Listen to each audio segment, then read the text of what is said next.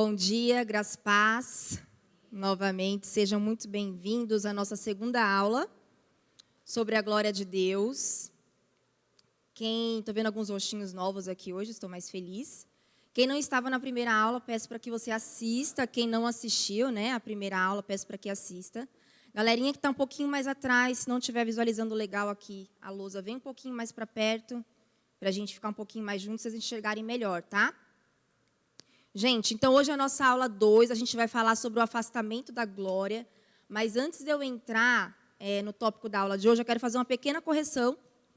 Eu vou escrever de azul aqui embaixo, não sei se vai ficar muito bom, mas eu preciso corrigir para vocês a palavrinha que eu passei semana passada.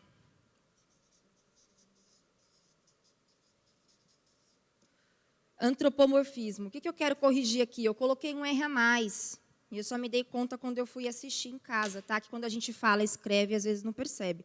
Eu coloquei um R aqui, ó, antror. Não, eu escrevi aqui, antropor. Cadê? Oh, meu Deus do céu. Antropomorfismo. Não, errei de novo, tá vendo?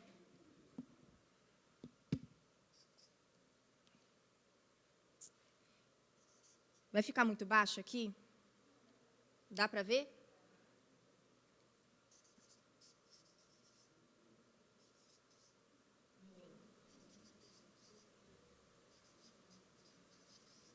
É antropomorfismo. É que na hora que vai escrever, engancha tudo. E eu tinha colocado um R a mais aqui no por. Antropomorfismo, tá? Então, é antropomorfismo. Então, corrija aí no seu caderno. O que é essa palavra, Hannah? Eu não lembro, eu não estava na aula. Corre lá. Eu dei uma explicaçãozinha sobre como a gente atribui algumas características humanas aos deuses criados. E também utilizamos isso na teologia em relação a Deus. Então, eu coloquei um R a mais no por, tá bom? Eu coloco um R só no mor, de forma, morfismo. Tá bom?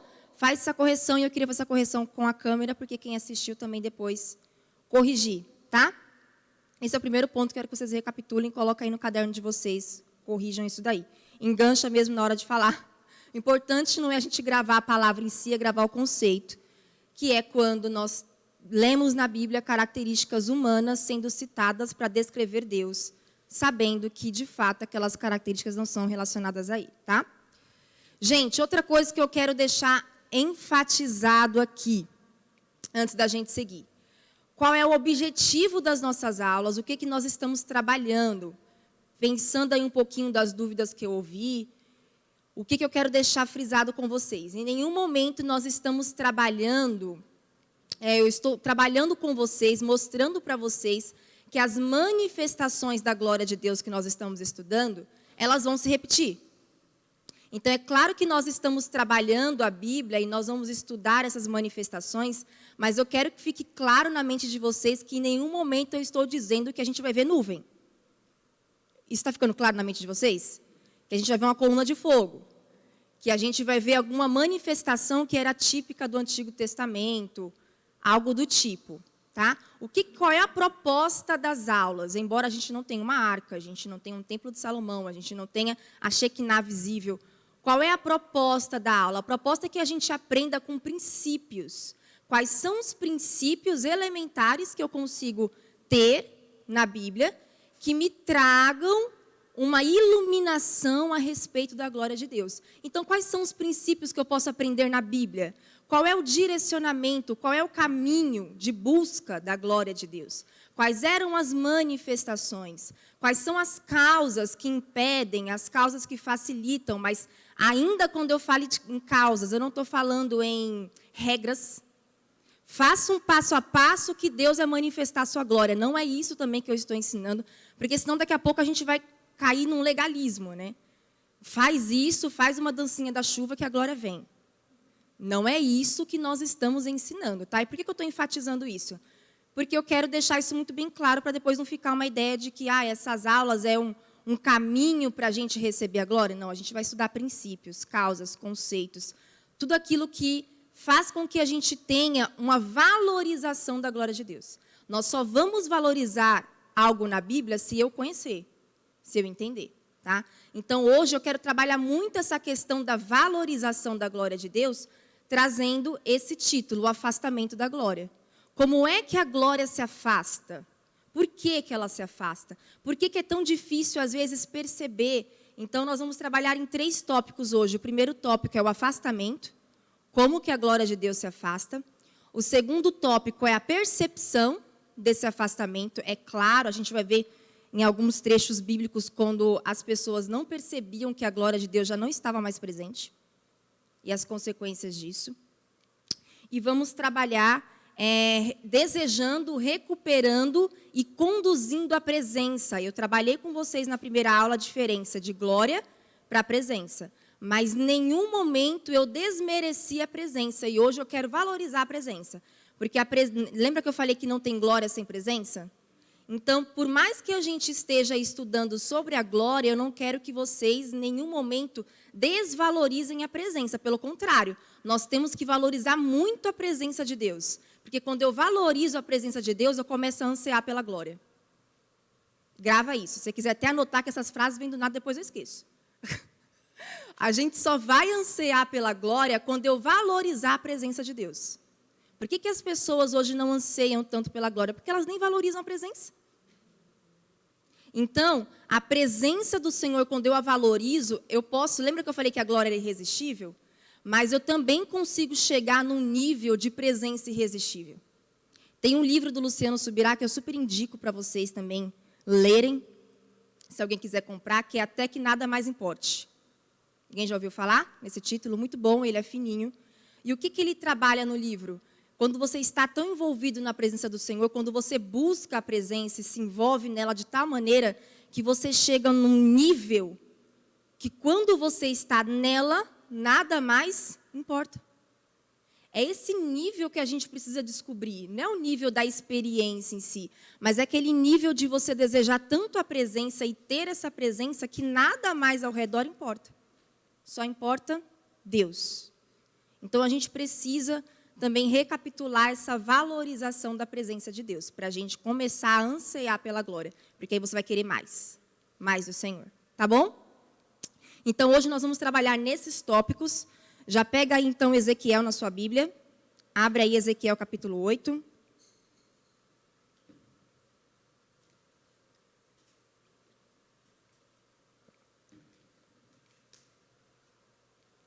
Gente, o livro de Ezequiel ele é complexo. Eu ainda pretendo colocar no nosso cronograma que a gente estude o livro de Ezequiel. Então, eu não vou frisar algumas particularidades de Ezequiel. Eu vou falar com vocês 4 capítulos. Eu vou só dizer para vocês alguns ganchos para a gente entender um pouquinho, tá? Ezequiel, então, ele é contemporâneo de Daniel e Jeremias. Foi levado para o cativeiro babilônico. Então, ele foi levado com uns 25 anos aproximadamente. E aos 30, Deus chama ele para o ministério profético. O ministério profético de Ezequiel é baseado em visões, boa parte do livro. Por isso que é tão difícil da gente ler. Quem aqui já leu Ezequiel? Poucas pessoas. Quando leram, foi fácil? Não. É cheio de simbologia, é cheio de tipologias, tá? Porque é baseado em visões. E aí, o que que acontece? Ele vinha ali da linha sacerdotal, de Zadok, tem toda uma questão ali do chamado ministerial dele. E o livro de Ezequiel, por ele trabalhar muito com visões, ele vai fazer uma espécie de ponte. E por que eu estou explicando tudo isso, embora eu não vá trabalhar o livro de Ezequiel com vocês? Para não dizer que eu tirei texto fora de contexto. Porque o que eu vou focar com vocês nesses capítulos é só a questão do exemplo de como a glória vai se retirando de forma progressiva. Só que tem várias linguagens específicas dentro do texto que talvez quando você lê, você vai falar assim, poxa, mas o que é isso daqui que a Hannah não comentou? Por que ela não comentou? Porque o livro de Ezequiel costuma fazer uma ligação, né, uma ponte em 2 vertentes. Ele vai ter o meio dessa ponte, que é a mensagem principal para o povo, aquilo que Deus quer falar ao povo, e geralmente é uma mensagem de arrependimento, uma mensagem de acusação, do pecado que eles estavam envolvidos, da história atual, e ele vai fazer uma ligação entre Jesus Cristo, o Messias, então ele tem uma palavra profética messiânica em alguns momentos, e ele vai ter uma palavra profética escatológica. Muita coisa que você lê no livro de Ezequiel está apontando para o final, está está apontando para Apocalipse, vai fazer essa ligação, tá? Então, ele vai trazer muitas coisas no meio da mensagem apontando para isso. O que eu vou focar com vocês rapidinho nesses 4 capítulos? O momento em que ele expressa a glória do Senhor se afastando do templo, em meio à palavra profética do estado das pessoas que estavam naquela época, tá? Um estado de pecado. Então, eu só vou ler com vocês os versos que mostram essa remoção da glória. Então, a gente vai ver aqui em Ezequiel como que essa remoção da glória, ela acontece. De que forma, gente? Progressiva. Isso eu quero que você já coloque no seu caderno. A glória do Senhor, quando nós começamos a estudar e ver a retirada dela, ela nunca vai ser assim, ó, tum, de uma vez só. Ela vai ser de forma progressiva. O que é algo progressivo? Aos poucos. E por que a glória do Senhor, geralmente, ela é removida de forma progressiva? Isso vai acontecer com a presença também, tá? Porque o Senhor vai trabalhar muito com ponto de decisão. O que é o ponto de decisão, gente? Que, inclusive, é uma frase que eu usei muito na minha última ministração, né? Prestem atenção, hoje é um dia de decisão. O que é um ponto de decisão? É quando o Senhor traz uma mensagem, geralmente aqui no Antigo Testamento era profecia, levantava o profeta com uma mensagem profética e chamava o povo a arrependimento. Então, o Senhor dava uma chance. Deus nunca vem executando juízo sem antes manifestar uma oportunidade de conserto, uma oportunidade de arrependimento. Cada vez que o Senhor lançava a mensagem profética e o povo não se arrependia, o que o Senhor ia fazendo? Se retirava um pouco. Dava mais uma oportunidade, ponto de decisão, não atendia, se retirava mais um pouco. Então, nós vamos ver isso no texto. Embora a gente tenha outros textos para comparar, eu quis usar esse porque ele fala muito da glória especificamente, tá? Se retirando do templo, porque era no templo onde ela estava no seu original. E aí, vem o ponto de decisão, não ocorre a reconciliação, o arrependimento. O que o Senhor vai executar? Juízo. E qual é o juízo que a gente está estudando aqui nesse caso? A remoção da glória. Então, fora a remoção da glória, o Senhor veio com outras ações sobre esse povo? Sim, porque essa visão de Ezequiel, ele vai estar direcionada especificamente a Jerusalém e aos remanescentes de Judá. Mas ele está tratando ali a destruição do templo. Então, não foi só a glória do Senhor que se removeu. Quando Nabucodonosor, né, a Babilônia vem e assume tudo, o templo é destruído, Jerusalém fica em ruínas. Então, o povo sofreu aquilo socialmente, fisicamente, foram escravos, mas também tiveram consequências espirituais. Então, qual foi o juízo espiritual de Deus? A remoção da glória. Qual foi o juízo físico, social? Se tornaram escravos, perderam tudo. Jerusalém foi devastada, o templo, que era o símbolo da presença do Senhor, foi arruinado. É tudo isso que a gente lê nesses 4 capítulos, que eu já vou deixar para vocês de lição de casa, para quem se interessar, né? Vocês precisam começar a se interessar mais pela leitura da palavra, para poder compreender melhor. Leiam os capítulos 8, 9, 10 e 11, em casa de Ezequiel, porque eu só vou ler alguns trechos. Então, para você entender melhor, já fica aí a dica, lê um pouquinho mais em casa, beleza? Qual é o contexto, de Ezequiel 8 em diante, que a gente vai ver aqui? É uma palavra profética direcionada à profanação que estava acontecendo no templo. Então, o templo do Senhor estava sendo profanado. Não só o templo, como a adoração a Deus, na verdade, né? Estava sendo profanada essa adoração. Então, os líderes sacerdotais já estavam corrompidos. A adoração não era mais exclusiva. Essa adoração agora ela estava dividida com outros ídolos, principalmente com Baal, em relação a Baal. Então, na entrada do templo, tinha um altar, que a gente chama de altar de bronze. Esse altar, que era utilizado para oferecer sacrifícios, estava sendo direcionado a outro ídolo. Então, estava dividindo o próprio espaço físico, sendo dividido com outros ídolos.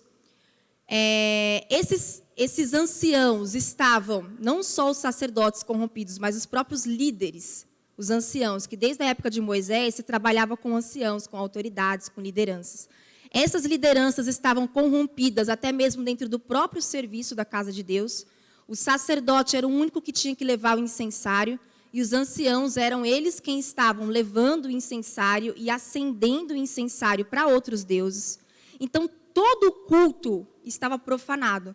E para completar, eles ainda falavam em alta voz, declaravam dizendo: Deus não está vendo, Deus não vai fazer nada, não vai ter juízo, não vai acontecer nada com a gente. Então é nesse cenário que Ezequiel vai ter uma visão. Que visão que Ezequiel vai ter? Eu estou vendo todo o pecado, eu estou vendo toda a abominação e eu vou remover a minha glória. E eu vou mostrar para vocês como eu removo a minha glória. Entendeu? É dentro desse contexto que nós vamos ver a remoção da glória. Então, qual é o principal fator aqui? Idolatria. Principalmente idolatria voltada à cultura egípcia. O povo já muito tempo atrás disso começou a rever alguns deuses egípcios. Estava tão feio. Eles começaram a adorar o deus Sol, que era uma coisa totalmente pagã, paganismo puro.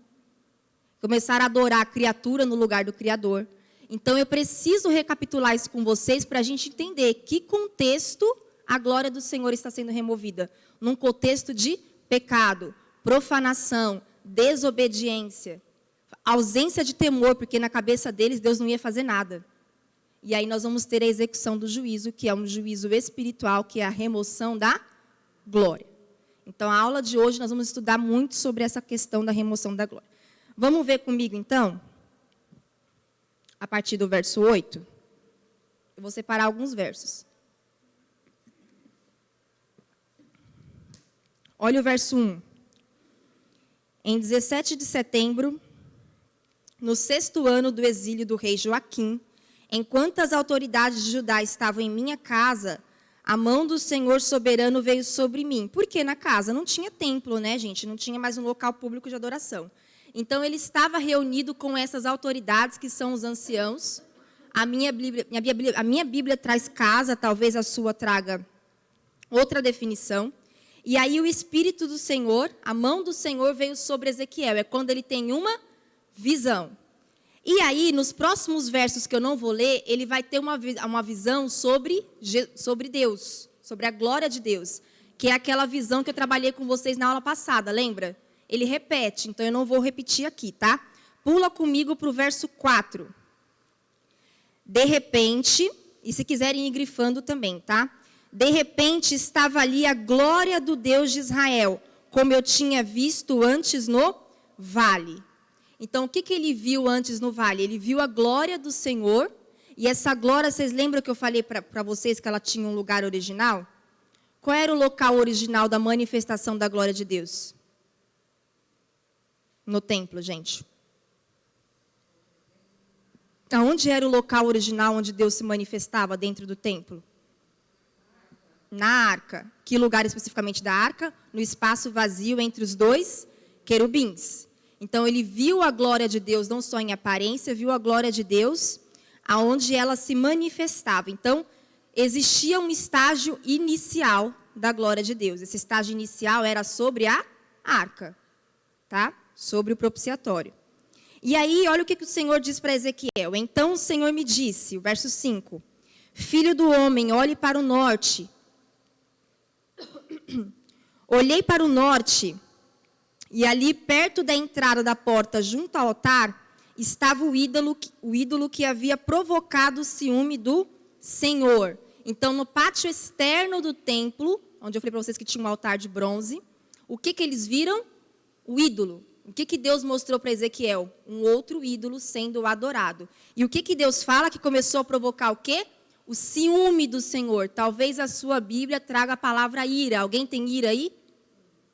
Começou a provocar a ira do Senhor. Filho do homem, disse ele, você vê o que estão fazendo? Vê os pecados detestáveis que o povo de Israel comete para me afastar de meu templo? Venha, eu lhe mostrarei pecados ainda mais detestáveis que estes, que é toda a lista que eu já mostrei para vocês. E olha que interessante o que Deus fala aqui. Você vê os pecados detestáveis que o povo de Israel comete para que eu me afaste do meu templo, Deus já começa a anunciar o juízo que ele vai executar. Os pecados que o povo está cometendo que vai levar ele ao afastamento do templo. Tá bom? Agora olha comigo o verso 9. Agora nós vamos ver, aqui gente, nós vamos ver 4 níveis de afastamento da glória de Deus. O Senhor se afasta sempre dessa maneira, é uma regra? Não. Vão ter sempre 4 níveis de afastamento? Não. Aqui, na glória se afastando no templo, nós vamos ter 4 níveis. Mas o Senhor não é limitado. A única coisa que a gente tem que entender é que a remoção ela ocorre de forma progressiva. Mas quantas vezes tem uma regra? Não. Tá? O que a gente tem que entender é que ela é progressiva, porque Deus vai sempre dar um ponto de decisão para depois executar o juízo. E era isso que ele fez aqui. Olha o capítulo 9, o verso 3.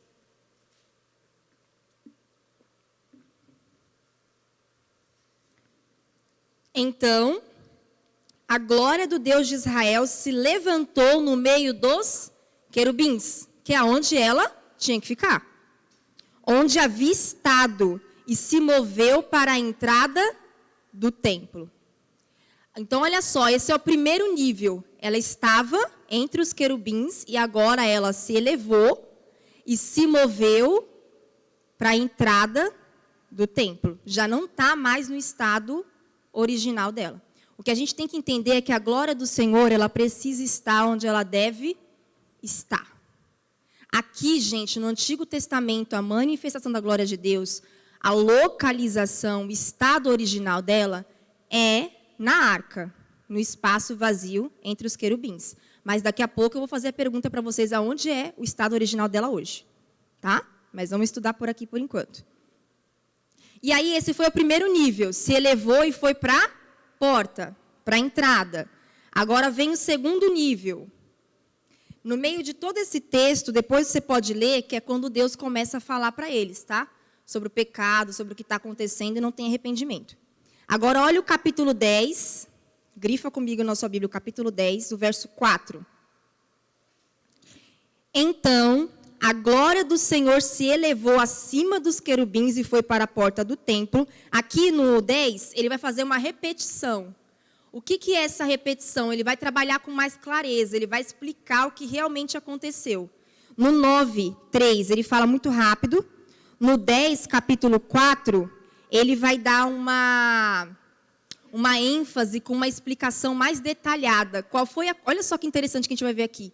Qual é a consequência? A glória de Deus nem se afastou completamente. A glória de Deus só saiu do seu estado original, inicial, e se movimentou de forma inadequada. E ela já trouxe uma consequência para dentro do templo. Olha só.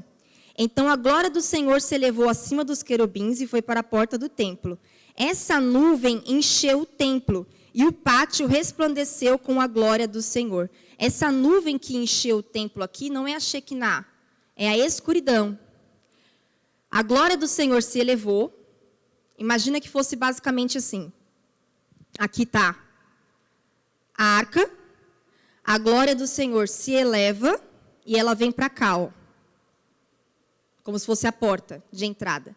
Ele está explicando que a parte onde ela estava ficou escura. E a glória começou a resplandecer para o lado de lá. Começou a ficar claro para lá. Só que da onde não está mais a glória do Senhor, ficou o quê? Escuridão. A ausência da glória reflete o quê? Escuridão. Trevas, não tem mais a glória de Deus se manifestando ali. Tá? Então ele dá só uma explicação a mais. Agora lê o 5 comigo, que interessante. O movimento das asas dos querubins fazia um som como a voz do Deus Todo-Poderoso, e podia-se ouvi-lo até no pátio externo. Aqui, gente, a visão de Ezequiel, ele vai ter o tempo inteiro relacionado com a glória de Deus, os querubins.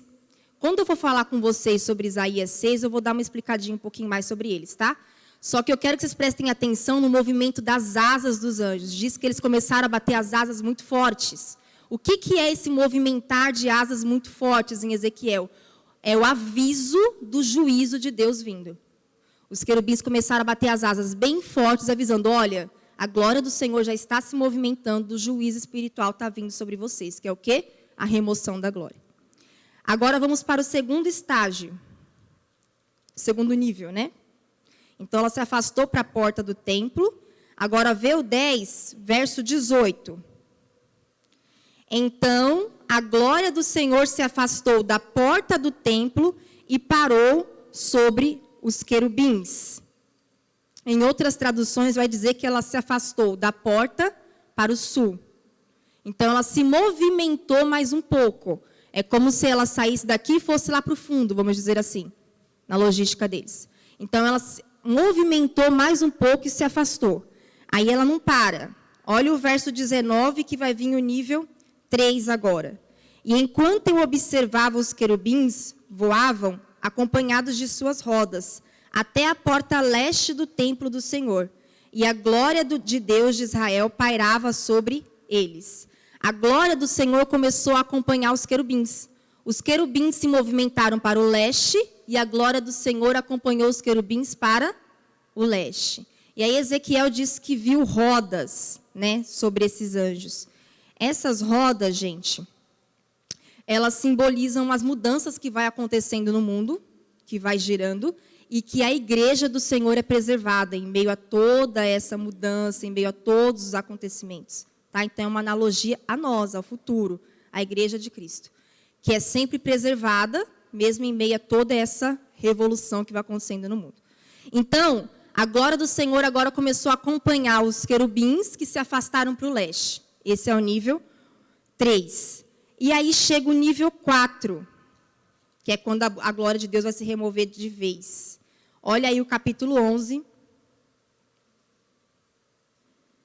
no verso 22.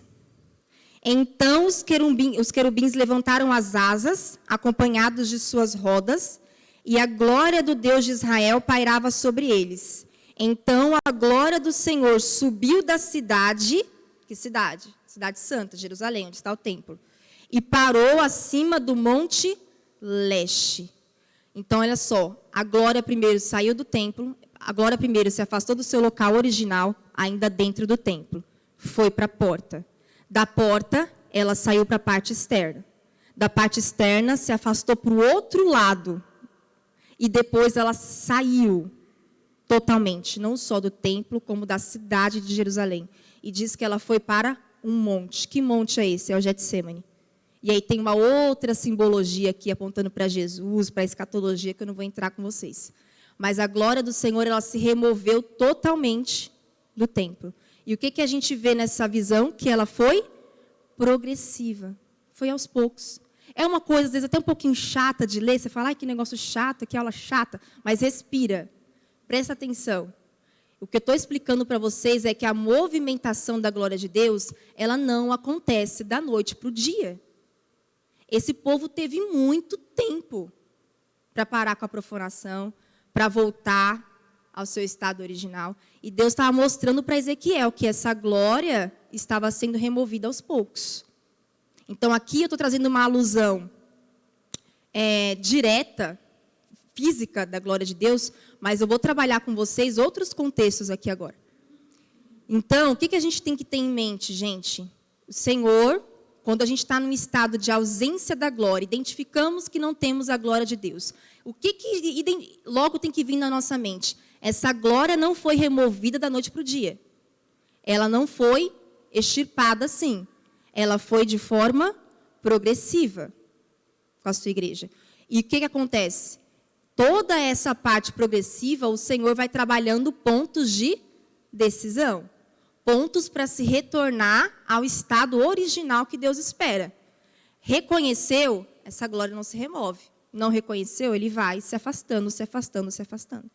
E aí vão vir as consequências disso depois. Tá? Então, o que acontece aqui, gente? Eu estou no capítulo 11, eu parei com vocês de Ezequiel. Quem quiser continuar lendo o livro de Ezequiel em casa, vai observar novas visões, vai observar novas profecias, e a glória do Senhor só vai voltar de novo no capítulo 43. E só vai voltar depois que muitas restaurações ocorrem. Uma delas é a visão famosa que a gente conhece e acha muito linda nas pregações, que é o Vale de Ossos Secos. a glória do Senhor não volta sem uma restauração antes. Tá? Então, o livro inteiro vai seguindo todo esse caminho de restauração até essa glória encher de novo o templo só lá no final. Isso leva muito tempo. Tá bom? Então, aqui eu vi com vocês como que ela vai vindo de forma progressiva. Como é que ela se afasta de forma progressiva. Tudo bem até aqui? Dúvidas? Não, nessa parte da visão. Agora nós vamos falar sobre a percepção, tá? Da glória de Deus.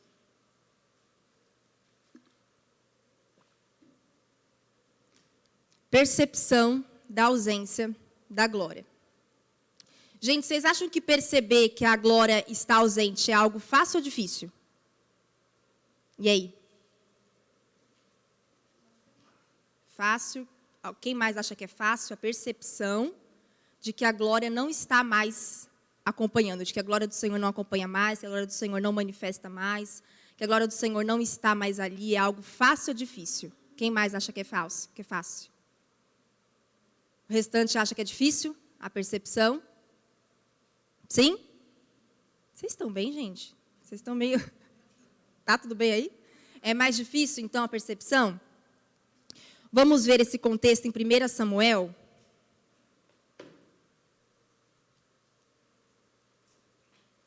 Primeira Samuel, capítulo 4.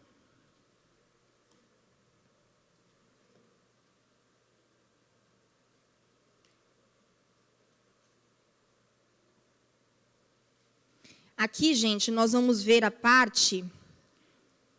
Nós vamos ver quando os filisteus tomam a arca. Só que vai ter todo um contexto geral, um contexto histórico dessa tomada da arca, tá? Que a gente tem que recapitular.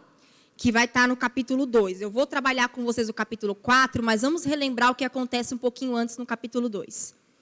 Quem está aqui como juiz? Eli.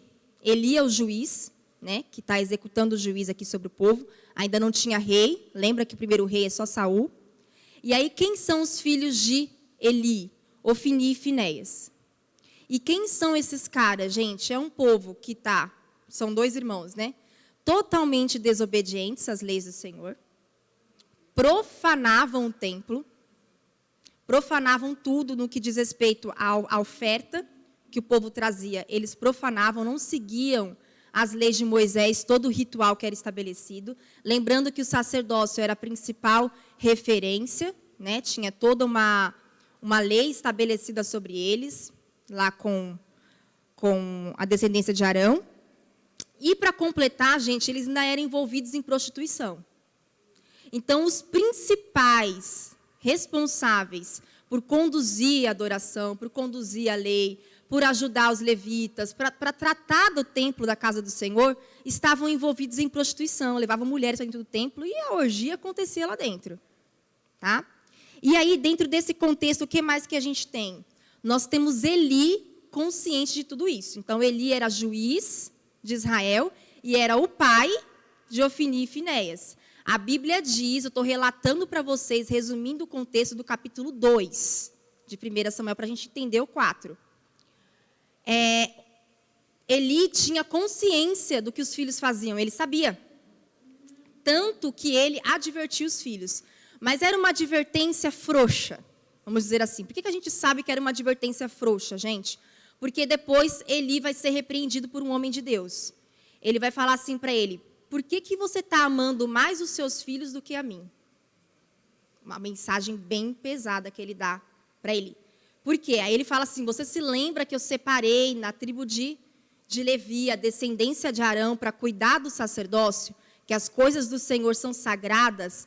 Por que você está permitindo que os seus filhos não tratem mais o santo dos santos, o sagrado, como sagrado?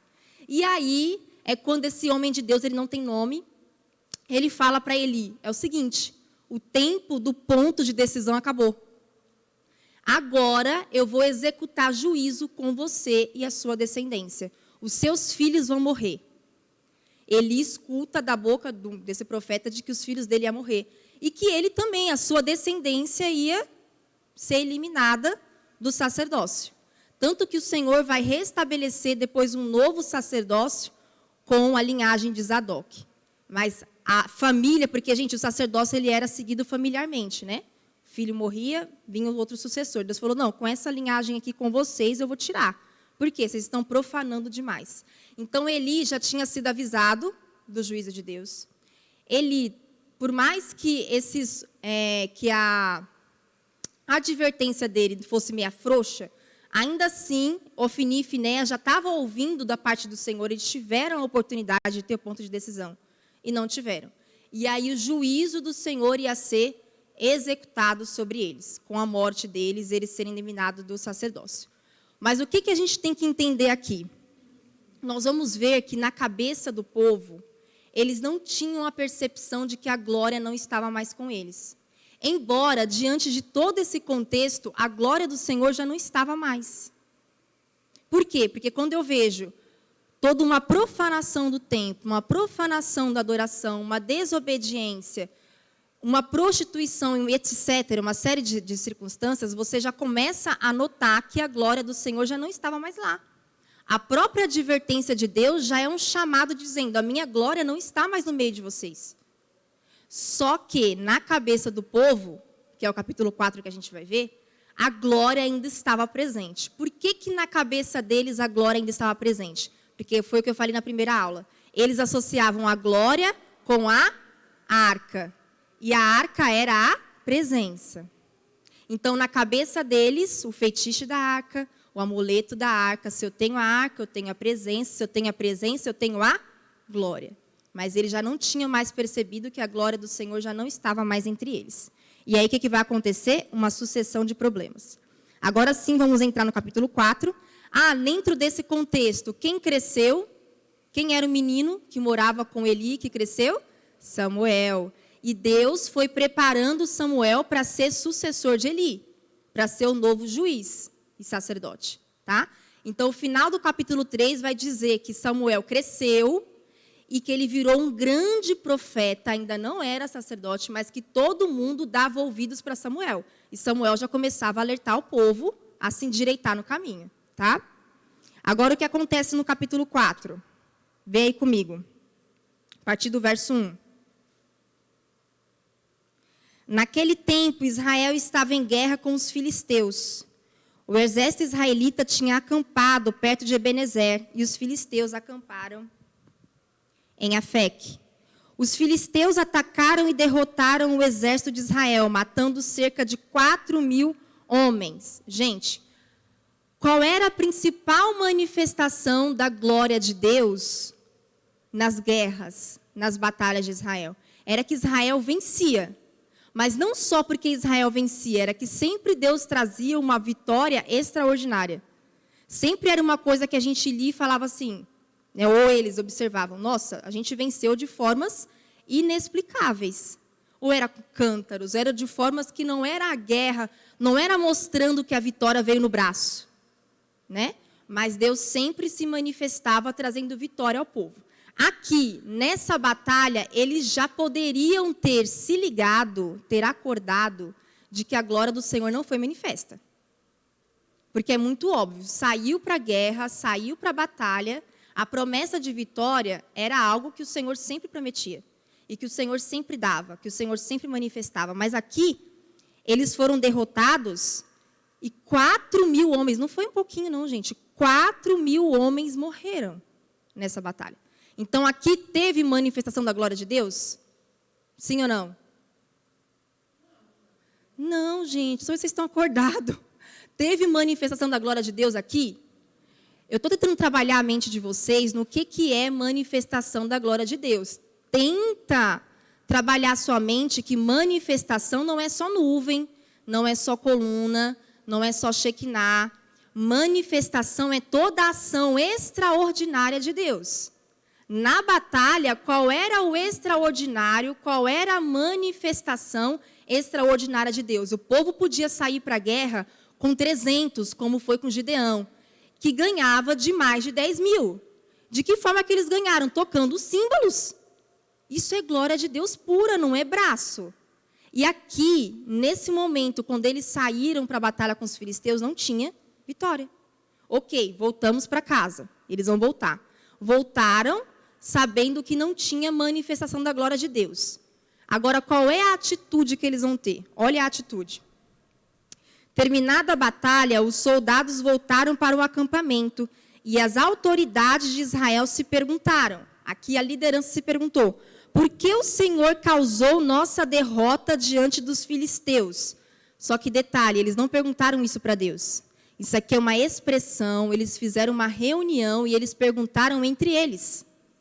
João, o que a gente perdeu? Por que os filisteus nos derrotaram?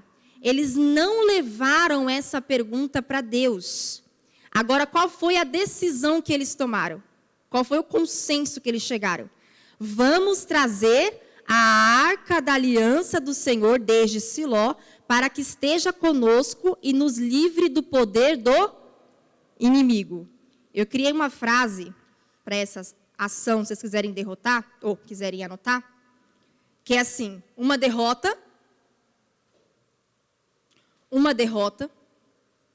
que a derrota é a demonstração de que a glória do Senhor não foi manifesta, vírgula, um questionamento inútil,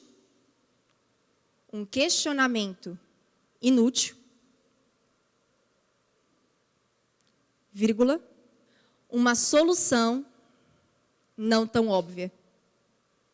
Uma derrota, um questionamento inútil, uma solução não tão óbvia. Porque, gente, eles se depararam com a ausência da glória de Deus. Toda vez que o povo de Deus, seja ele Antigo Testamento, seja ele Novo, seja ele a Igreja de Cristo nos dias de hoje, toda vez que nós nos depararmos com a situação de ausência da glória de Deus, qual é o posicionamento que Deus espera? Que haja um se voltar para Ele. O problema não é perguntar. Eles erraram em perguntar? Não. Erraram em questionar? Não. Só que eles questionaram entre eles. Eles não tinham a resposta. Se eles tivessem levado a pergunta para Deus: Deus, por que nós perdemos? Deus, por que o Senhor nos abandonou? Deus, o que foi que a gente errou? Deus, por que a sua glória não manifestou? Vocês estão entendendo? Eles não fizeram isso porque eles queriam ir para o prático. Existe uma praticidade nas nossas derrotas, uma praticidade quando nós não conseguimos, que faz com que a gente tenha um anseio de que aquilo aconteça logo. Então, a gente tenta ir para a parte óbvia das coisas. O que esse povo fez? Eles foram para o óbvio. Qual era o óbvio da rotina deles? Aonde tem arca, tem presença. Onde tem presença, tem glória. Vamos para o óbvio. Só que as coisas do Senhor não são óbvias. Então, a gente consegue... Lembra que eu falei que o intuito é a gente trabalhar princípios? Então, não faz sentido eu trabalhar isso e não trazer para a gente. Qual é o princípio que a gente aprende aqui? Primeiro ponto. Observou a ausência da glória? Beleza, percebi a ausência da glória. Eu tenho que perceber. Talvez para eles era só derrota. Não, a gente perdeu. Mas se eles tivessem entendido que não foi só uma simples derrota, a derrota é uma consequência porque a glória não está mais lá. Ok, percebi que não tem glória. Qual é o próximo ponto? Perguntar para o Deus da glória por que não tem glória. Gente, a gente pode debater a ausência da glória 10 horas, 10 dias, 10 meses. A resposta ela vem do Senhor, não vem de nós. Entendeu? Não adianta a gente começar a criar... Por que acontece hoje? O que é essa praticidade de hoje, nos dias de hoje da glória de Deus? As pessoas não compreendem a ausência da glória e elas tentam reproduzir a glória. O que eles estão tentando fazer aqui? Reproduzir a glória do jeito óbvio. Nos dias de hoje, a Igreja de Cristo tenta fazer o quê? Reproduzir a glória. Do seu jeito mais prático, do seu jeito mais óbvio, daquilo que elas acham que é a glória, daquilo que elas sabem que é a glória. Elas tentam conduzir essa glória. E aí eles erraram, e erraram feio. Então, uma derrota, um questionamento inútil, uma solução não tão óbvia. A solução do Senhor, ela nunca é óbvia, ela nunca é clara aos nossos olhos. Vai ser necessário sempre que ele responda. Se tivesse perguntado, ele teria falado, para começar pela casa de Eli, que está uma bagunça. Deus já ia mandar o rolo. Já começa por aí. Não adianta. E aí, gente, o negócio vai só piorar, olha só o que acontece. Vê comigo aqui, ó. Olha o verso 4. 4:4. Então enviaram homens de Siló para trazer a arca da aliança do Senhor dos Exércitos, que está entronizada entre os querubins. Ofni e Finéias, os 2 filhos de Eli, acompanharam a arca da aliança de Deus. Olha ainda quem trouxe a arca. Ofni e Finéias. Por que eles trouxeram a arca? Porque eles eram um sacerdote, gente. Era eles quem tinham que trazer mesmo. Mas eles não podiam carregar. Sabe por quê? Coloca aí no seu caderno. Desobediência. Desobediência não pode conduzir presença. Ih, pesada, hein? Coloca aí no seu caderno. Lembra que hoje a gente vai valorizar a presença de Deus para poder entender a glória. Desobediência não pode conduzir presença. Pode ter título, pode ter cargo, pode ter o que for. Desobediência não conduz presença. E pior, ainda tem consequências. O que você queria falar, Elza?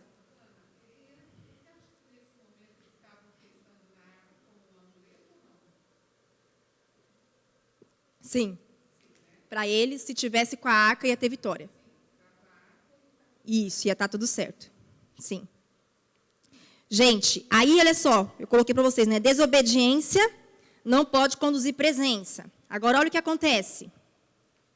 Quando todos os israelitas viram a arca da aliança do Senhor, olha aí, Elza, para responder essa pergunta.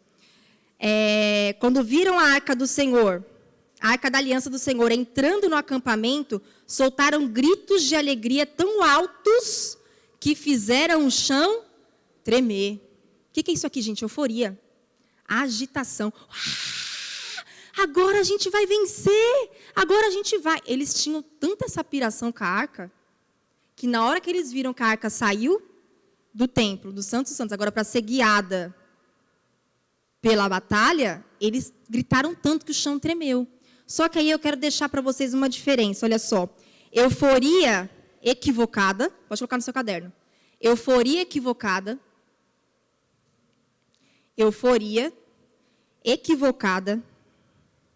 é diferente.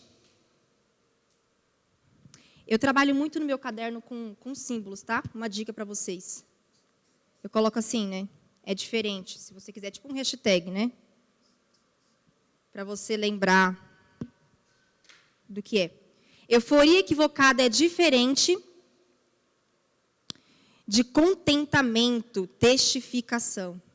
Euforia equivocada é diferente de contentamento, testificação. A presença do Senhor, ela traz contentamento? Sim. Ela traz testificação? Sim. E a glória do Senhor traz alegria, contentamento, testificação? Sim. Mas eu não posso confundir isso com euforia equivocada.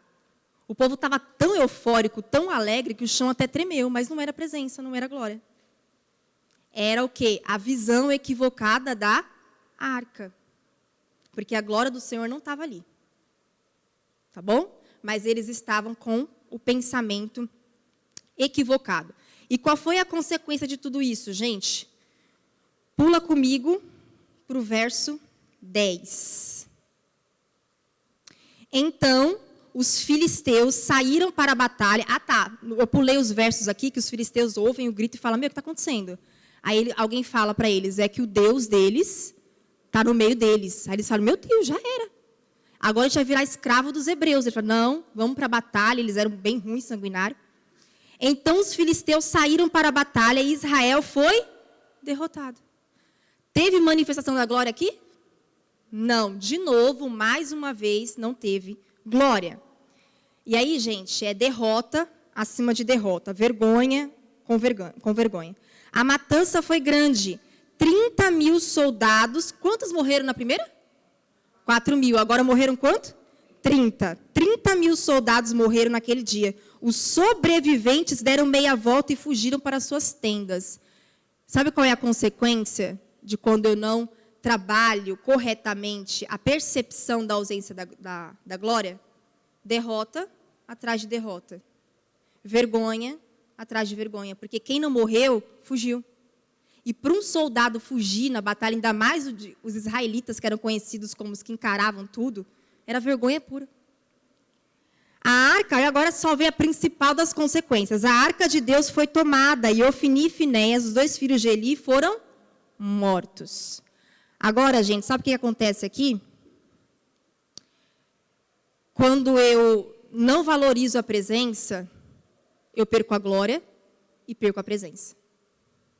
Quando eu não valorizo a presença, eu perco a glória e perco a presença. Porque o símbolo da presença deles não era a arca, só que a visão da arca não era equivocada, o comportamento deles com Deus não era nada. Então, já que vocês não valorizaram a perca da glória, mesmo diante da visualização da perda da glória, então agora percam a presença. Olha que pesado isso. Não é pesado? Percebeu que perdeu a glória, não valorizou? Aí você tem a presença, não valoriza a presença, então fique sem a presença. Perderam tudo. Agora, o que não pode acontecer, que é o que acontece com eles aqui, eles só perceberam que não tinha a glória quando a presença foi tomada. Isso é uma coisa para a gente também anotar e saber. Não permitir a percepção da perda da glória quando a presença for retirada. Esse povo só percebeu que não tinha mais glória quando a presença saiu, mas a glória já tinha saído, faz tempo. E esse é o grande problema da igreja do Senhor hoje. Ela só se dá conta de que não tem a glória quando ela perde a presença. Quando ela não tem mais nada. Quando ela não tem mais nada, ela olha e fala, nossa, o que aconteceu com a gente? O que aconteceu com o povo de Deus que era reconhecido pelo mundo, pela presença? Porque eu quero que vocês lembrem disso. O que diferencia nós, enquanto reunião, enquanto encontro? Porque todas as religiões, elas têm um ponto de encontro. Elas se encontram, elas se harmonizam, elas socializam, elas cultuam ao seu Deus. O que nos diferenciam delas? Nós temos presença, elas não têm. Ninguém pode dizer que o Deus deles desceu lá e fez alguma coisa. Embora a gente tenha as manifestações típicas demoníacas, não é disso que eu estou falando, mas o próprio Deus deles mesmo, não. O que nós temos que nos distingue do mundo? A presença de Deus. E, gente, até se eu vou lembrar de anos atrás, de décadas atrás, o que a gente ouviu os ímpios falarem do povo de Deus? Cara, eu tenho até medo de ir para a igreja, porque o negócio ali é real. Vocês não ouviam isso? Do que esse povo estava falando que não entendia? Eles estavam falando sobre a presença do Senhor. Tinha um temor, tinha respeito, tinha reverência pela presença, que hoje nós não temos, nem pela presença. Se eu não valorizo a presença, que glória que eu estou esperando?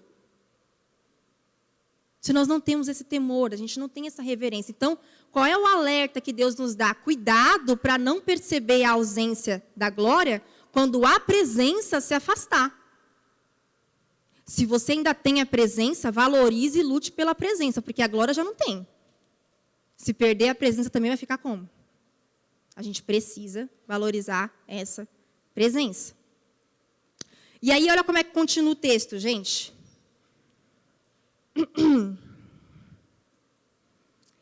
Olha o verso 13. Aí vem um mensageiro trazer a notícia.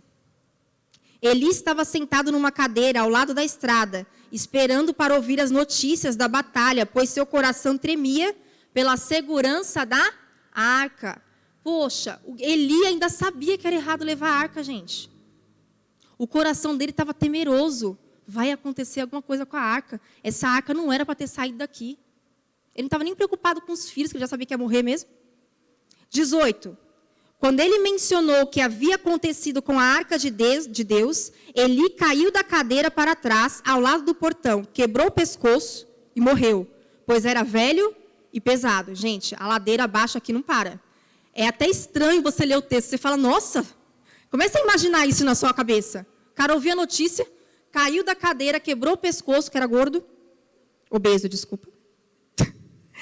E aí, ele havia sido juiz em Israel durante 40 anos. A nora de Eli, esposa de Finéias, estava grávida e perto de dar à luz. Quando soube que a arca de Deus havia sido tomada e que o sogro e o marido estavam mortos, teve contrações violentas e deu à luz. Gente, que história mais louca. A mulher começou a entrar em trabalho de parto, quando ela viu que o marido morreu, que o sogro morreu, que a arca se foi. ela morreu no parto. Não para, desgraça. Às vezes você solta um riso aqui, mas é pesado. Muita desgraça. Ela morreu no parto, mas antes de falecer, as parteiras tentaram animá-la. Não tenha medo, disseram. Você teve um menino, mas ela não respondeu nem se importou. Agora vem a famosa frase que mostra que o povo não havia percebido que a glória não estava mais com eles. Só percebeu a ausência da glória porque a presença se foi. Não podemos deixar que isso aconteça com a gente.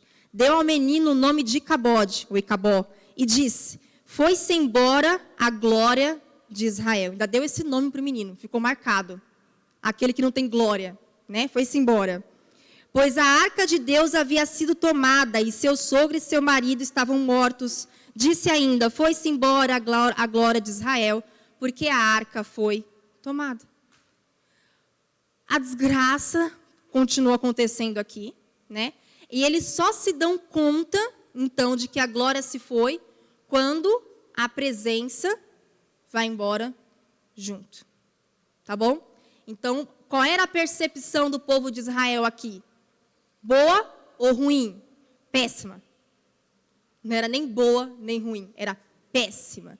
Eles não tinham a percepção da glória e não tinham a valorização adequada da presença, porque tratavam a presença de Deus de qualquer jeito, para começar dentro do próprio templo, por aqueles que não deveriam agir assim. E aí, quais foram as consequências? Se eu não tenho percepção concreta da ausência da glória, eu trato a presença de forma inadequada. E aí eu vou ter uma sucessão de derrotas, de vergonhas, de situações que vão mostrar publicamente que Deus não está presente. Deus não só não manifesta a glória, como também não está mais presente. E aí, gente, a arca vai para os filisteus, tá? Pulando um pouco a história. Os filisteus, o Senhor ataca os filisteus com chagas, eles se desesperam, eles devolvem a arca. E essa arca vai parar na casa de Abinadab, que é uma colina, né? Esse lugar. E aí, antes de eu comentar um pouquinho mais sobre isso, que eu vou falar daqui a pouco sobre a arca tentando ser trazida de volta, eu quero fazer um paralelo com Sansão. E Sansão eu não vou ler porque a gente conhece muito a história. Vocês lembram que Sansão, né, consagrado ao Senhor, nasceu consagrado, nazireu desde o ventre. Haviam regras de nazireado sobre Sansão. E Sansão era uma pessoa inconstante diante de Deus, né? O objetivo na vida de Sansão era que ele fosse alguém usado por Deus para libertar os israelitas da opressão dos filisteus. E o Senhor manifestou glória sobre Sansão. Aqui é uma glória manifesta sobre o homem. Que glória era essa manifesta sobre Sansão? Força. A força de Sansão não era humana. O Senhor vinha sobre ele e também não era natural. Sansão não acordava forte e só porque ele queria, ele derrubava um tronco. Não era assim, entendeu? Vou levar essa madeira para casa, arranca a árvore e leva para a mamãe. Gente, essas coisinhas que a gente tem na cabeça não é assim, tá? Toda vez que precisava manifestar a força, o texto diz que o Espírito do Senhor vinha sobre ele e o possuía, o tomava. Então, era essa glória que vinha sobre ele. Havia uma manifestação dessa glória sobre Sansão. Que era para quê? Para trazer ao povo o livramento dos filisteus. Foi a forma que o Senhor achou de manifestar a sua glória de uma forma diferente, usando Sansão. Só que Sansão era quem? O inconstante, né? Que não estava nem aí. E aí, fora as regras de nazireado que ele ia descumprindo, tocou no morto, a vinha, o vinho e tal, ele ainda tinha um coração emocional instável, se envolveu com uma filisteia, casou com ela primeiro, depois ele se envolveu com Dalila, que era pura cilada. E aí, gente, o coração de Sansão vai se descobrindo, né? E o que eu quero mostrar para vocês é que a glória do Senhor já estava se afastando de Sansão ao decorrer da caminhada dele. É que a gente escuta a historinha desde criança e a gente associa que a glória do Senhor só foi removida de Sansão quando Dalila chama o cara para cortar as 7 tranças dele enquanto ele dormia. Aí a gente aprende o quê? Cortou as tranças, a glória se foi. Só que se você analisar o texto detalhadamente, a glória do Senhor já ia se afastando progressivamente de Sansão, porque a glória sempre se afasta progressivamente. E aí, sabe o que acontece? Sansão não se dá conta. O texto diz que na terceira vez que ele fala para ela que a força está pelo fato dele ser nazireu e que ele nunca cortou o cabelo, isso conota que aquilo, na verdade, era o único ponto que Sansão ainda não tinha caído. Porque todo o resto ele já tinha caído. E o Senhor, as tranças, era a confirmação do voto de nazireado, era uma condição de permanência da glória. Gente, a força não estava no cabelo, era a condição de permanência. Assim como as outras condições que ele recebeu e que ele havia quebrado. O único ponto que ele não tinha quebrado ainda era o cabelo. Quando corta, o texto diz que ele acorda, Dalila fala, lá vem os filisteus, Sansão. E aí o texto diz que ele pensa assim, ó, eu vou me livrar dessa, como eu me livrei das outras vezes. E aí o texto continua dizendo, Sansão não percebeu que o Senhor já tinha se removido dele. Ele só se deu conta na hora que os filisteus vieram, que ele foi tentar, cadê a força? Então, mais um exemplo de percepção equivocada da ausência da glória. E essa glória na vida de Sansão foi se afastando aos poucos, como a gente leu em Ezequiel, se afastando aos poucos do templo. Por quê? Uma vida inconstante, desobediente, não confirmava as condições. Foi chamado para um propósito, só foi cumprir de fato esse propósito quando morreu. Morreu junto com todo mundo lá no templo de Dagom. Então, gente, um paralelo que eu quis fazer com vocês de como essa percepção ela não é algo fácil. Agora, se mantém uma vida diante do altar, né? Isso já é diferente. Mas com essa rotina de vida, com esse estilo de vida, a glória do Senhor vai se afastando aos poucos, ó, não está nem vendo. Tá? Então, ele foi se abrindo para esse afastamento e também não percebeu, tá bom? Agora, então, voltando lá no assunto que a gente estava em Samuel, né? Lá no capítulo 7, então, vai dizer que a arca foi parar na casa de Abinadab, que ficava numa colina, lá no verso 1 do capítulo 7, você pode olhar aí. Que ficava numa colina e consagraram Eleazar para tomar conta da arca do Senhor. E aí, gente, Israel ficou lamentando. Olha aí comigo no capítulo 7, o verso 2. A arca permaneceu em Kiriat Jearim por muito tempo, 20 anos no total. Ai, quanto tempo sem a presença? 20 anos. É 20 dias? 20 anos, gente. 20 anos. O Senhor estava totalmente ausente em sua presença? Não, ele manifestava. A gente vai ver que ele vai levantar Davi, né? Mas não era da forma que eles eram acostumados a ter. Durante esse período, todo Israel lamentava a espera de alguma ação do Senhor. 20 anos lamentando que não tem mais a arca. 20 anos lamentando que não tem mais as manifestações que eram acostumados a ter. 20 anos lamentando e esperando o Senhor falar, sei lá, trazer a arca flutuando. Porque eles não tinham mais. Gente, 20 anos não é 20 dias. 20 anos sem a presença. Olha a consequência de lá atrás ter levado a arca quando não era para ter levado para a batalha, de não ter perguntado para Deus, de não ter tido uma percepção exata. Estão percebendo? Olha o que aconteceu. E aí, nós vamos ver quem agora? Quem que nós vamos ter? Nós vamos ter Davi tentando recuperar essa arca.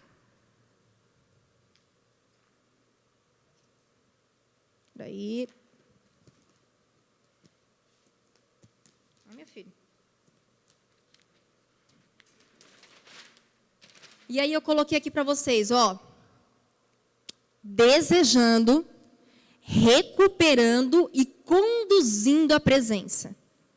Não é desejando a glória, não é recuperando a glória e não é conduzindo a glória, porque presença precede glória. É desejando, recuperando e conduzindo a presença. Nós precisamos desejar ardentemente a presença de Deus, senão eu não vou desejar ardentemente a glória. Eu preciso recuperar a presença, se eu identifico que nem presença mais eu tenho. E eu preciso conduzir a presença da forma certa. E aí, o que vai acontecer? Davi, então, assume o reinado, se torna rei, conquista as cidades, né, por fim conquista Jerusalém. E aí nós vamos ver o texto onde ele fala, a gente precisa da presença. Está 20 anos lá na casa de Abinadab a arca. Essa arca tem que voltar. E aí, vamos ver como é que Davi faz isso? Ele erra da primeira vez, gente. Porque não basta ter só boas intenções. Eu tenho que obedecer todo o direcionamento de Deus no que diz respeito à presença dele. Presta atenção. Não basta boas intenções para desejar a presença, para recuperar a presença e para conduzir presença. Se eu não obedecer todo o direcionamento ao Senhor, se eu não for temor, se eu não for temente à presença dele, se eu não trilhar o caminho da presença, filho, vai dar ruim. Davi estava cheio de boas intenções, gente. Não tem nada de errado em você desejar a presença de volta. O problema é que se você não conduzir isso do jeito certo, a presença não volta. E o pior, ainda tem consequências ruins de novo. De novo. Vamos ver isso? 2 Samuel, abre aí, capítulo 6.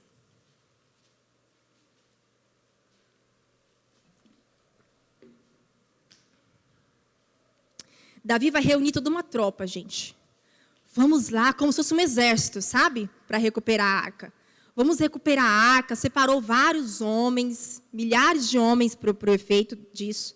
Só que olha como é que ele conduz. Vê comigo o verso 3. Puseram a arca de Deus, lembrando que a casa ficava numa colina, a casa de Abinadab. O que é uma colina, gente? Um monte. Você pega impacto para descer, né? Puseram a arca de Deus num carro novo. Olha só, você não vê aqui um desleixo de Davi. Ele pegou um carro novo para conduzir a arca. Não é alguém assim, vou levar a arca de qualquer jeito. Ele tinha boas intenções, mas ele não estava obedecendo o direcionamento exato de Deus. Puseram a arca de Deus num carro novo e a levaram da casa de Abinadab, que ficava num monte. Gente, você está utilizando um veículo para descer numa colina. O que vai acontecer com esse veículo? Ele não pega impulso? Ele não pega velocidade? Só que na cabeça de Davi era mais fácil. Era muito mais fácil conduzir a arca dentro de um carro, porque talvez na mente dele era mais seguro. Ela está guardadinha dentro de um carro. Vai ser mais rápido o trajeto, lembrando que uma colina, os caminhos são tortuosos, imagina esse negócio sacudindo. Só que na mente de Davi era mais seguro e era mais fácil. E aí eu já quero que você coloque isso no seu caderno. Conduzir a presença do Senhor, conduzir a presença do Senhor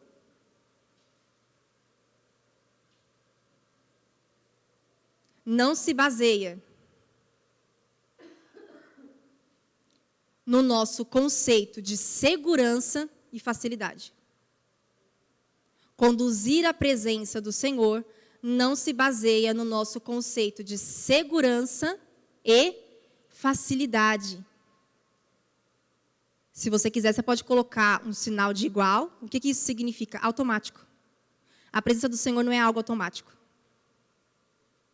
A presença do Senhor não é algo fácil. Custa caro. Custa caro ter a presença do Senhor. Custa caro. Tem que custar caro para a gente. Tem que custar temor. Tem que custar reverência. Tem que custar direcionamento. Tem que custar obediência. Tem que custar o mais difícil. Tem que custar labor. Tem que custar suor. Não é o que é mais seguro para a gente. Mas fazer assim é seguro. Fazer assim é mais fácil. Nunca é fácil. É custoso. Se a gente não entender que a presença do Senhor custa, a gente pisa em cima dela, a gente negligencia, a gente nunca tem a glória. Porque se você não sabe conduzir a presença, você não sabe receber glória. Tá? Então, olha só o que vai continuar acontecendo aqui. Davi, saindo da casa, Uzá e Aiô, filhos de Abinadab, guiavam a carroça nova que transportava a arca de Deus. Gente, eles estavam com a arca há 20 anos na casa deles. Só que aí eles foram transportar a arca. Davi e todo o povo de Israel celebravam diante do Senhor, entoando cânticos e tocando todo tipo de instrumentos musicais. Liras, harpas, tamborins, chocalhos e símbolos. Quando chegaram à eira de Nacon, os bois tropeçaram, e Uzá estendeu a mão e segurou a arca. A ira do Senhor se acendeu contra Uzá, e Deus o feriu por causa disso. E ele morreu ali mesmo, ao lado da arca de Deus. Vocês entenderam o que aconteceu aqui? Estavam conduzindo a arca, o boi tropeçou, a arca pulou para fora. Uzá estendeu a mão para poder segurar a arca. A intenção dele era boa, a arca vai cair no chão. Só que não era permitido nenhum homem tocar na arca. Era uma lei de Deus. A arca tinha que ser conduzida, segurada pelos varais. E detalhe, por um povo separado. Quem era esse povo que podia separar, que podia carregar a arca, gente? Fala, Luiz.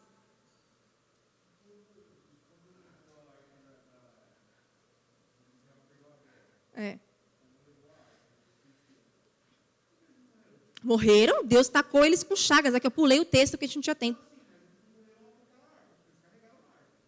Mas eles não tinham a ordem do Senhor que o povo de Israel tinha, né?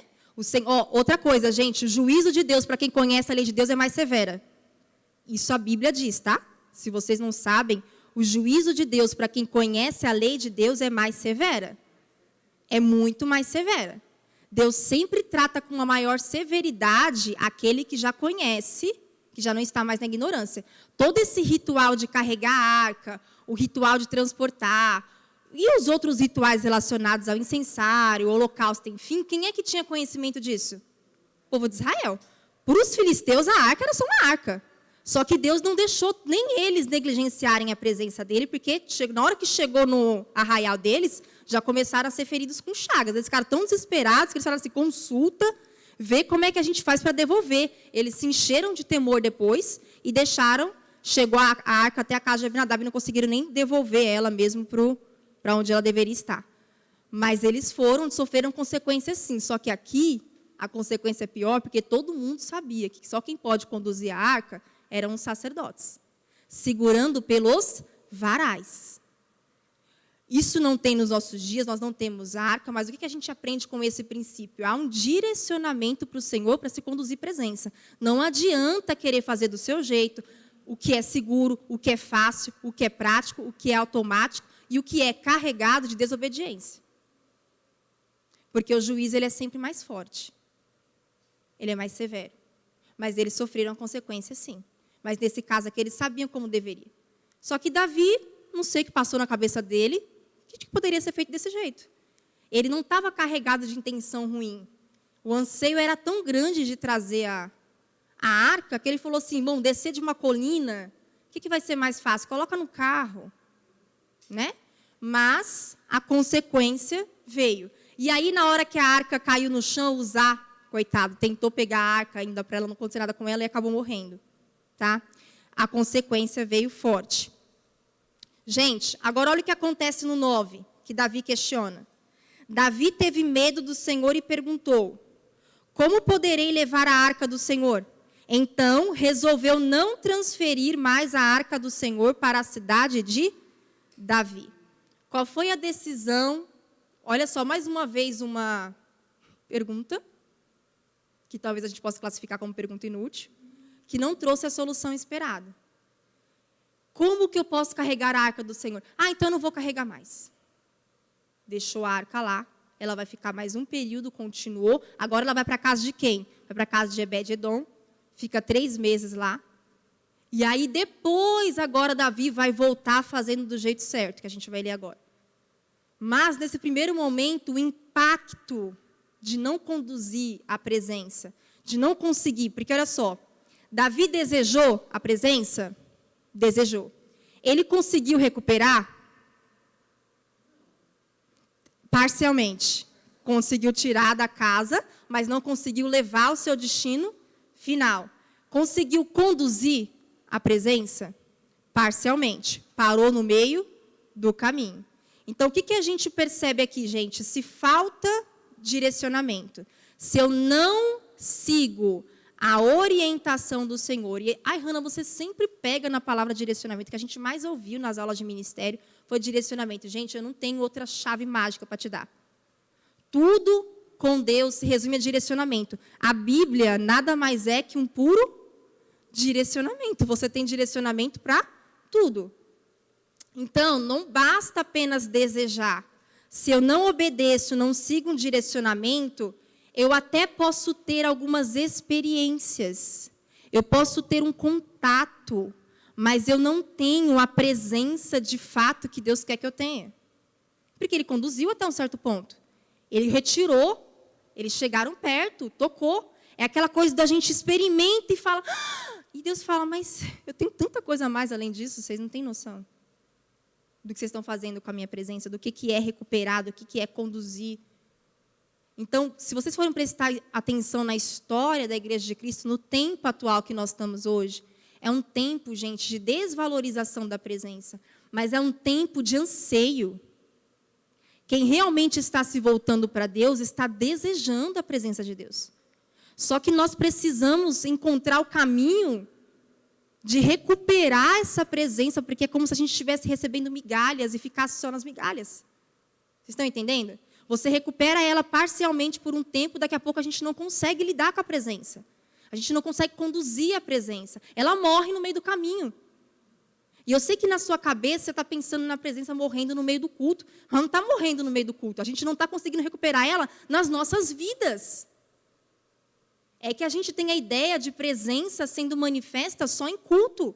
E eu quero te lembrar, que era a pergunta que eu falei que eu ia fazer, que a presença, nós recebemos uma promessa de presença que viria sobre nós. E nós recebemos isso no Pentecostes. Você é a habitação do Espírito Santo. O Espírito Santo veio para que ele fosse consolador e presença constante. Só que os nossos ideais ainda são esses. Eu desejo muita presença. Bora pegar a presença onde? Na arca. E qual é a nossa arca de hoje? É a igreja. E eu não estou dizendo que aqui não é o lugar que vai se manifestar. Aqui é o lugar de manifestação. Mas essa presença, ela vem aonde? Em mim. O Senhor só se manifesta aqui porque os santos se reúnem. Se os santos não se reunirem, se esse prédio for alugado para uma outra coisa, gente, acabou. É que a gente faz muito essa associação. E às vezes eu não me importo em seguir a orientação do Senhor, em obedecer a Deus, eu tenho uma vida desregrada, etc. e tal. E quando vem aqui, eu tenho o ideal de, não, mas agora eu quero a presença. Não, mas agora nós vamos recuperar a presença no culto. Mas agora nós vamos conduzir a presença no culto. E fica só no culto. Estão entendendo? Então, a gente precisa se relacionar de fato com essa presença como ela é. A obediência a ela. Porque nós precisamos tirar esse pensamento que nós temos de presença relacionada à matéria. Gente, Deus não é limitado à matéria. E principalmente com a glória manifesta em matéria. Nós somos a maior manifestação da glória de Deus. Porque aquilo que estava morto reviveu. Quando um pecador, por exemplo, por que é tão difícil, gente, hoje, pessoas se renderem aos pés do Senhor? Porque quando um pecador se arrepende, a gente fica, glória a Deus! Aceitou Jesus. Porque nós estamos vivendo tempos difíceis, onde as pessoas, o ímpio, não está mais se rendendo facilmente à glória do Senhor. Então, quando o ímpio se rende, você já tem a manifestação da glória de Deus. A glória de Deus alcançou o pecador. Isso é manifestação da glória de Deus. Por que nós não temos mais cultos tão facilmente, onde você vê paralítico andando e coisas extraordinárias acontecendo? Isso é manifestação da glória de Deus, que ocorre por meio de quem? De nós. Só que nós viemos, a Igreja de Cristo, ela veio trabalhando a manifestação da glória de Deus e a presença de Deus ligada a coisas, e a matérias, e a espaços, e a momentos, que nada mais é o que esse povo fazia. Qual é a nossa diferença de nós para eles em relação à arca? Quer ver um exemplo? Quando eu era criança, eu fui para a igreja já desde pequenininha. Eu era proibida de subir aqui. Ou vocês nunca foram, quando eram crianças? Eu levava uma surra se minha mãe me visse em cima do altar para fazer qualquer coisa, porque havia, e aqui eu não quero desmerecer o respeito e temor, eu quero te levar a uma outra reflexão. A concepção de que o local mais sagrado da igreja era o púlpito, o altar. Isso na nossa mente começou a ser trabalhado com a esfera de locais sagrados, de glórias que se manifestam em alguns locais, em algumas pessoas. Agora, por que a gente não tem a mesma concepção com a igreja inteira? Eu não estou dizendo para você que é errado você dizer que isso aqui é sagrado. Agora, por que eu não acho que a igreja inteira é sagrada? Por que eu não tenho reverência quando eu entro? Por que eu nem lembro mais de orar quando eu entro? Eu entro como se fosse num clube. E aí, amiga, beleza? A ideia não é temor? A ideia não é reverência? Por que eu não tenho ela no espaço todo? Porque a nossa mente está fechada. Vocês estão me entendendo? Se eu estou me encontrando, e aqui essa frase é do Bob Sorge, ele fala assim, nós nos reunimos não para nos encontrar, nós nos reunimos para encontrar com Ele. Por que eu não tenho essa concepção de que nós nos reunimos para encontrar com Ele? Não, Hannah, a gente tem sim ou a gente não tem. Porque se a gente tivesse, a partir do momento que eu coloco o meu pé ali, eu sou dele. Eu não vim aqui para bater papo, eu não vim aqui para desrespeitar alguém, eu não vim aqui para alguém falar, presta atenção que o culto começou, eu não vim aqui para alguém falar, para o ministro de louvor falar, levanta as mãos, porque levantar as mãos em adoração é uma coisa óbvia. Ou não é óbvio, gente? Se eu não consigo levantar as mãos em adoração, eu não vim aqui encontrar com Ele, eu não vim aqui render glória para Ele. Então, a minha ideia de temor é uma ideia fracassada, onde temor e reverência só pode ter aqui em cima, mas aqui embaixo não precisa ter. A gente está diferente deles com a arca? Estão entendendo? Então, gente, não basta desejar a presença. Eu tenho que recuperar, eu tenho que conduzir. Mas lembrar que essa presença está em mim. Não adianta eu ser uma presença ambulante de qualquer jeito e achar que aqui vai ter manifestação da presença. O Senhor, pela sua misericórdia, ainda manifesta. Muitas vezes pelas atitudes de alguns. Não é da igreja toda. Tá? Agora, se eu não valorizar isso, primeiro, valorizar, que é o desejar. Se depois disso eu não recuperar e não conduzir do jeito certo, a gente fica sempre nesse vai, não vai. Mas não vive a intensidade, não vive o profundo do que o Senhor tem. E aí a gente acha que glória já nem existe mais. Que já nem vai ter a manifestação da glória do Senhor, mesmo para nós. Tá? Então, vamos lembrar que essa presença, ela não está limitada à matéria. Ela está em nós. Nós somos a promessa de Deus.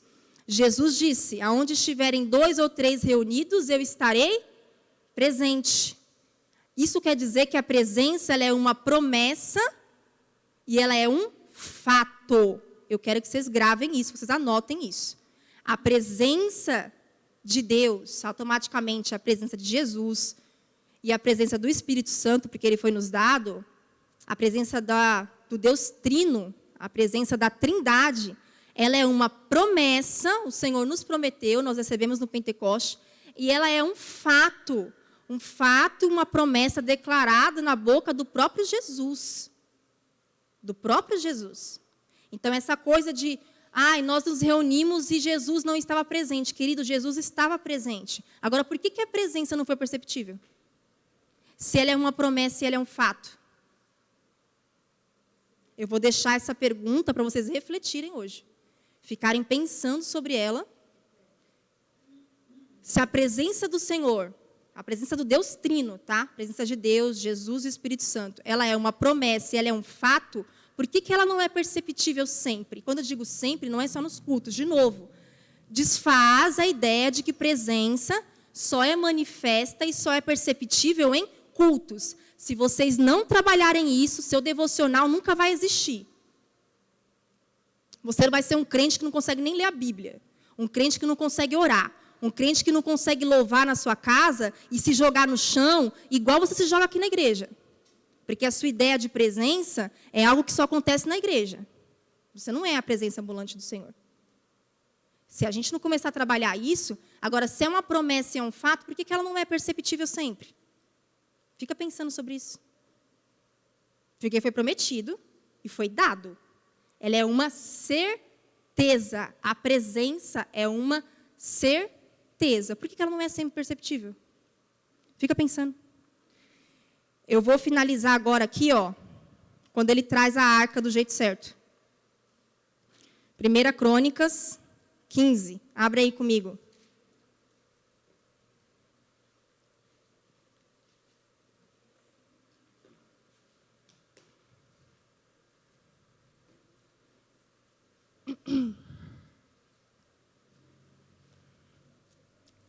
Olha o verso 11.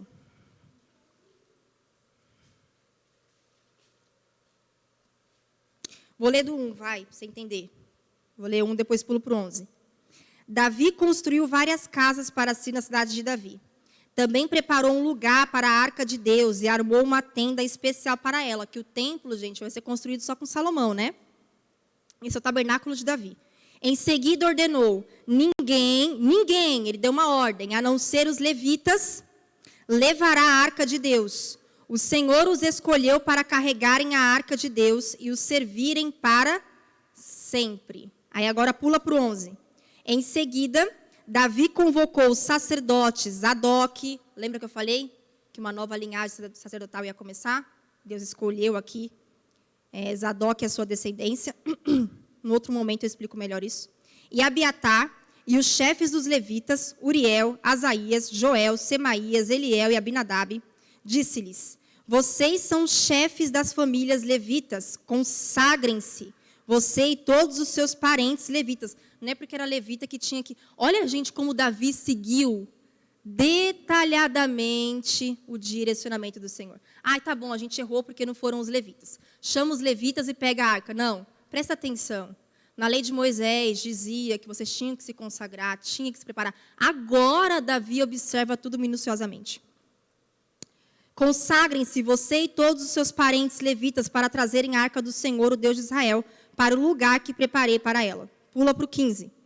Os levitas carregaram a arca de Deus sobre os ombros. Não foi mais carro, gente. Carregar no carro é mais fácil, não é? Sobre os ombros é mais difícil, não é? Mas o mais difícil é o que Deus quer.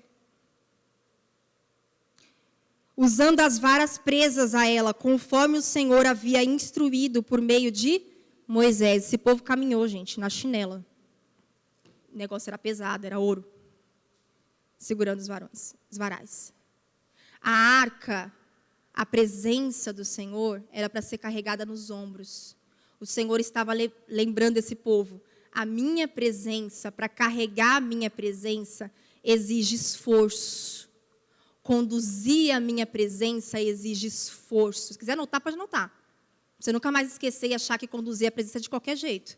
Para conduzir a presença do Senhor, para recuperar, para vivenciar a presença, isso exige esforço.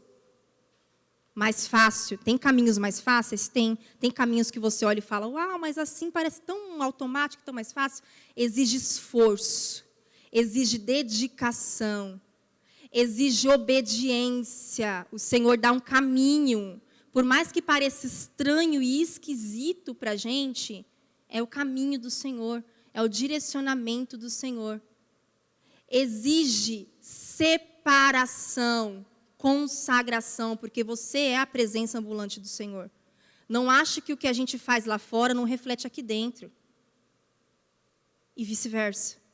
Você é a presença do Senhor. Isso exige consagração, separação. Você agora é filho de Deus e não só criatura.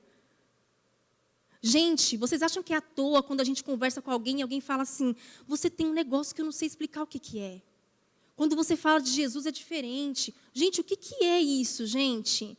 É a presença do Senhor que a gente negligencia. E por fim, carregar a presença do Senhor, conduzir. Quando nós falamos, cantamos, pregamos, ensinamos, dançamos, evangelizamos, chegamos na casa de alguém, conduzir a presença é responsabilidade. É por isso que ela tem que ser sobre os ombros. É uma responsabilidade. As pessoas hoje não encaram mais a presença de Deus como responsabilidade. Elas encaram hoje a presença de Deus como sensações, sentimentos, experiências, como se Deus fosse obrigado a satisfazer os seus desejos. Eu quero vir para a igreja e eu quero sentir. Você associou presença com sentir, e presença é muito mais que isso. Presença é responsabilidade, é compromisso, é unção, comprometimento, consagração. Isso é presença, gente. Isso é presença. Nós não vamos ter a glória do Senhor sem antes desejar, recuperar e conduzir a presença. Davi foi um homem segundo o coração de Deus. Mas Deus, mesmo tendo Davi segundo o coração dele, não falou: não, eu vou aceitar o que Davi está fazendo. Tinha todo um caminho. Tinha todo um caminho. Entendeu? Para começar, toda a igreja devia estar aqui ouvindo isso. Que como é que a gente vai chegar à glória e chegar à presença se a gente não quer nem aprender? Está vendo como a gente desvaloriza a presença, gente? A gente não quer nem aprender sobre a presença. A gente só quer chegar nos cultos e pipocar. E achar que a presença de Deus é só isso. É só os sentidos envolvidos. Gente, você não tem noção do que Deus tem reservado para nós. Das manifestações que Ele tem para nós. Mas se não for assim, ó, carregando sobre os ombros, caminhando, pesando, a gente não recupera. A gente não conduz. E aí a gente fica depois sofrendo. O que foi que a gente fez de errado? Porque o culto não foi? Porque isso? Porque aquilo outro? E a gente vai pesando. E tem ombros já pesando demais. Então vamos nos levantar, né? Acordar para isso. E seguir o direcionamento do Senhor. O que o Senhor espera de nós? E a gente já teve nessas 2 aulas, a gente já tem todo o gancho para isso.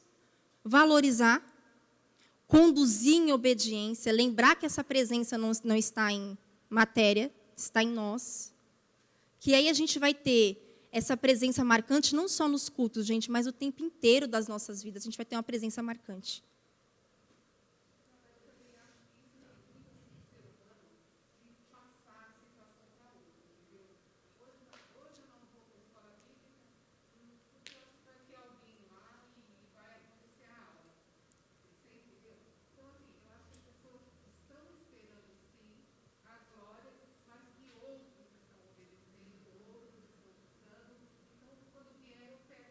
A porção. É que a gente está achando que a presença de Deus e a glória de Deus é um bexigão de festa, né? Estourou, quem está ali, caiu, pegou.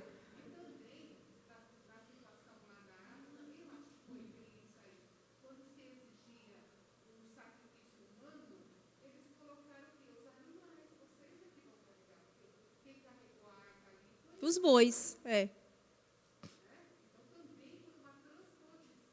Uhum. Isso. Que é a transferência da responsabilidade. Transferiu para os bois. Gente, presença. Lembra que eu falei que ministério era algo intransferível? Descubra mais uma coisa intransferível: presença. Presença do Senhor é algo intransferível. Todos carregam sobre os ombros. Às vezes a gente quer ver uma outra ideia que a gente tem, por exemplo? Ah, não, a presença é responsabilidade de quem? De quem está no altar. É responsabilidade do louvor. Ah, o louvor não conduziu certo a presença? Deus não manifestou sobre a gente? Sabe o que é? É o ministro do louvor em pecado. É não sei quem em pecado ali cantando. É o pastor que não estudou a palavra. É a Hannah que não estudou o que ia pregar. Gente, a gente transfere para o altar, que é a nossa velha concepção de que tudo está aqui. Nós transferimos responsabilidades sobre a presença do Senhor. E a presença do Senhor, ela é algo, né, iminente sobre todos nós. E eu não estou aqui negando a responsabilidade de ninguém. Estou dizendo que há uma parte que deve ser observada por todos. A nossa mente tem que começar a ser trabalhada nisso. Tá? Urgentemente, gente, senão a gente pode chegar nas próximas aulas sobre glória, mas se a gente não valorizar o que a gente tem hoje, Hannah, nós temos a glória de Deus do jeito que o Senhor quer nos dar? Não vamos mentir, galera. Não vamos mentir. O Brasil já experimentou muitas manifestações da glória de Deus. A história da humanidade, né? Outros países, história de avivamento, isso, aquilo, outro. Mas hoje, nesse tempo crítico que a gente está, nós estamos suplicando a glória de Deus. Ou deveríamos estar, né? Que tem gente também que não está nem aí. Você tem 3 características, tá? De uma igreja. E aí você pensa, eu quero que você vá para casa pensando nessas 2 coisas. A primeira pergunta era: se a presença é uma promessa e um fato, por que ela não é perceptível sempre? E segundo, que característica você é? Eu não vou nem falar que característica ID é que você é. Tem 3 tipos. Aquela que anseia pela glória e valoriza a presença. Esse é o primeiro tipo. Você é esse? Está ansiando pela glória e valorizando a presença. O segundo tipo, não anseia pela glória, não valoriza a presença. Não está nem aí se tem glória e não valoriza a presença também. E o terceiro tipo é, não acredita na glória, mas acredita na presença. Que é um nível que, não, a presença eu quero, mas na glória já é um pouco demais. Não vai acontecer. Não tem isso para os nossos dias. Isso é algo que ficou para trás. Quem é você nesses 3? Beleza? Vamos ficar de pé? Por hoje é só para a nossa cabeça, senão é muita informação. E semana que vem, o que nós vamos ver, gente? Reações, o relacionamento com a glória. Por que Moisés se relacionava com a glória de um jeito e, na verdade, tinha a mesma manifestação e tinha uma reação diferente do povo? Então, quais são as reações que nós temos com a glória de Deus e que nos leva a ter atitudes diferenciadas? Tá? Porque não se engane, nesse pensamento de que quando todo mundo receber a glória de Deus, nós vamos mudar. E nós vamos querer mais a glória de Deus. Não foi assim, não, na peregrinação. Moisés queria mais e o povo queria a distância. Mesmo vivenciando as mesmas manifestações. Beleza? Papai, nós te agradecemos por esta aula. Nós te glorificamos, nós bendizemos o teu santo nome. Nós pedimos pela tua graça e pela tua misericórdia sobre nós, porque nós somos dependentes de ti. Nos ajuda, nos sustenta, nos ensine a desejar a tua glória, a anseiar a tua glória, mas principalmente nesse momento atual, desejar a tua presença, desejar que o Senhor se faça presente, desejar que o Senhor seja marcante na minha vida, em tudo que eu faça. Nos ajuda a recuperar e a conduzir a tua presença nas nossas vidas. Que nós não tenhamos a ideia de presença sendo conduzida só em cultos, mas na minha vida, porque a minha vida vai refletir no meu culto ao Senhor. É nisso que nós cremos e é nisso que nós te entregamos no nome de Jesus Cristo, o Senhor. Amém. Deus te abençoe e vá com Deus. No nome